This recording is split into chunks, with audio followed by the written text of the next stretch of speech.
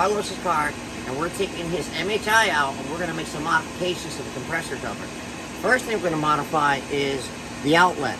By increasing the outlet here and changing this radius, you're going to get a lot more air out of the compressor housing earlier, and during peak flow, increase efficiency. The other thing is, right here from the factory is a sharp ridge. As you can see here, this is nice and a smooth little radius here. I'm also going to blend that out to help increase airflow coming into the compressor. And we're going to see just how much that helps an MHI today. So the first thing I'm going to do is I'm going to remove the upper rad support. Not everybody does this to remove the turbo, but for me, because I find it easy to remove the upper rad support, it gives me a lot more access. So basically, there's 1, 2, 3.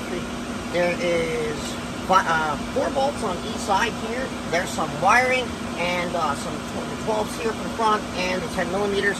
And you pull this leather strip off, and then after you pull the leather strip off, you will normally have a plastic guard here. You can simply unclip that here, and then from there you can pull the rad support out. Now, before I get to this to make it easier, this comes out, and it's a little bit difficult. One thing we should do, let me get a pick first, right?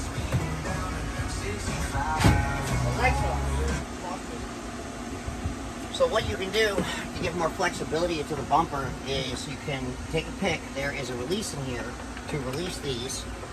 You can release the little winglets, as I call them, above the eyelids. There's a little push piece on there. Don't push hard. Don't be jamming a screwdriver in there and mess it up. Just kind of give yourself a little bit of patience. Sometimes they don't want to unclip. They kind of fight you a bit, and then, like this one, so you don't want to let go. There we go. Just take your time, take some patience, and they're pretty flexible. And then you can take this piece out to access the front bolts. So that's how you get to the front 2 bolts for this, and you'll have to remove this AC line clip. And then once that's there, you can unplug the AC compressor high pressure sensor and the 2 fan connections, and then you can just take your upper rad support and set it up over here out of the way. So right here is the high pressure plug, right, for the AC. Then you have the fan connection over here. There is a clip that goes from the fan on the harness here to this little cover.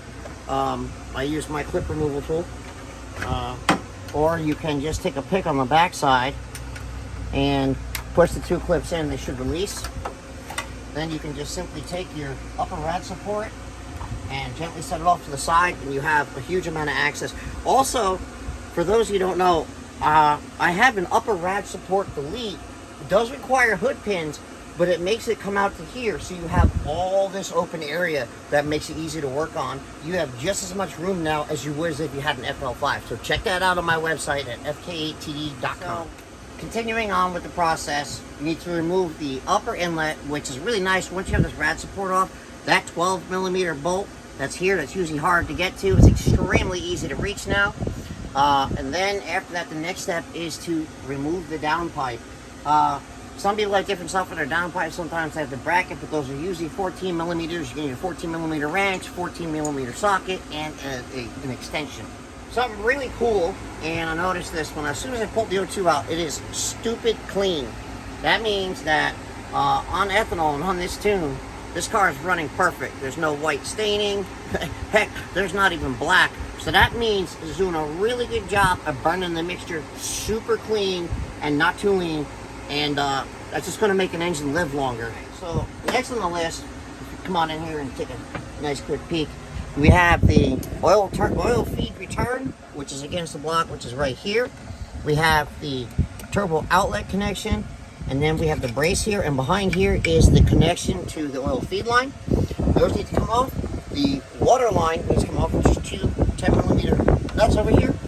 Unplug the actuator, then remove the 2 vacuum lines from here and the 10 millimeters on the block, and then what you do is you'll snake this out underneath the actual hoses here. So when you snake this steel line out, one trick I use is when I have the turbo, I don't remove the oil feed line right away. I'll unmove the clamp, but when this is all off, it kind of gives me something to balance the turbo with so that it doesn't just want to flop on my hands when I take the last 14mm bolts up. Don't forget the banjo bolt on top of the turbo right here. That also needs to come off. So one of the things I do is when I take the coolant lines off, I love to clamp this off so that we don't waste a bunch of coolant. This has been a fresh coolant change. If you don't clamp these lines, you're going to need to refill the coolant and bleed the system afterwards. Also, it's going to happen when you remove the oil feed line. You're going to end up oil down on a block, so have some brake clean ready to clean it. I recommend you clean it after you plug off this hole so you're not spraying brake clean inside it. What I mean by plug it off is when you assemble it back together and put the oil feed line on. And also, you can check in your oil feed screen, if you're seeing debris in here, you got some serious problems going on.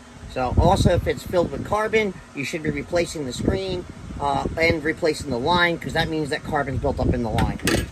So now taking the turbo off, remember I mentioned about the return line, leaving that kind of sitting there, and what it does is it allows you to kind of just hang this turbo out over here without having to put too much effort into holding it up. See, I'm kind of balancing it on there. And what I have to do is a little tricky, is to get this vacuum line out from behind here and just hang this here, because I don't like taking the lines off down here. What will happen a lot of times, they'll tear or you won't be able to reorient them correctly.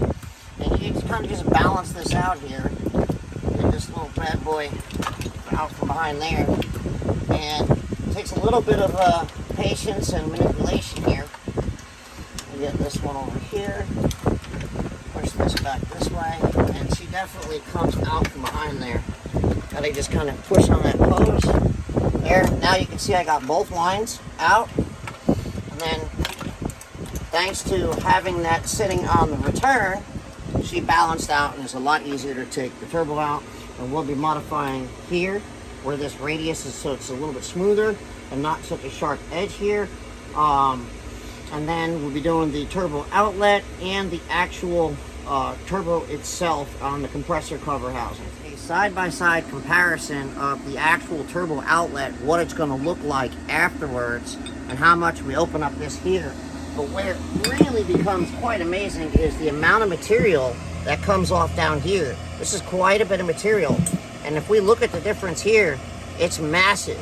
This is really going to help the transition of the air coming out of the compressor cover to make more power. Now is I'll take the gasket and I'll bend these till they sit nice and tight on here, and they sit in the center. So the reason I want these a little tighter on here is when I put it back together, I want this gasket to align up correctly on both sides. So I'll line it up on the other one because that's originally where it goes. But I use this to mark the center here so I know. So what it is these bolt holes give me the alignments. So by having this set up with the bolt holes straight like this, I can now take a marker, and let me use black so black comes out better. And then mark how much material I want to take off. Well, it looks like that marker's a little old, but this should give you the idea. Now you can see how much material I need to take off there. It's not just a matter of taking off material here. I got to blend this back into the actual housing to make sure that the transition's better and not worse. I can't just grind straight back. Here we can see, definitely poured this. She opened up nice and big. And next on the list is to smooth this sharp edge out to allow better air transitions at high air speeds. Come in close, we can see that I've now blended this radius. Instead of having a point and a sharp edge, we have a radius. I don't want to make too huge of a radius because of the bypass valve entry here, and then come over that too much. But yeah, this should help, not a whole lot, but every little bit counts. And that's how you take a car and get that extra 20 or 30 horsepower out of the car that other cars don't have. Like, hey, why does this guy's car make more than mine? Probably because he did more than you. The little things like this, and sometimes they just don't tell you when they do it because they don't want you to know the tricks of the trade. Right. So now we can see I've used my inspection scope for my Milwaukee, and we can see just how good that came out. That is literally perfect. That little black line is literally the edge of the gasket. So she came out perfect. And through the magic of editing, poof, it's done. Now, we're going to start it in a minute, and then we're going to test it, and we're going to see what does the spool feel like. Now, without being a dyno, we can't verify some peak numbers, but we could definitely verify responsiveness in the data logs. I have some old data logs and information, and I can see how does the car spool now that the compressor has more ability to get out of the compressor housing. Sorry, the air has more ability to get out of the compressor housing. So I will give you the data soon, and you'll have to check that out in the next video.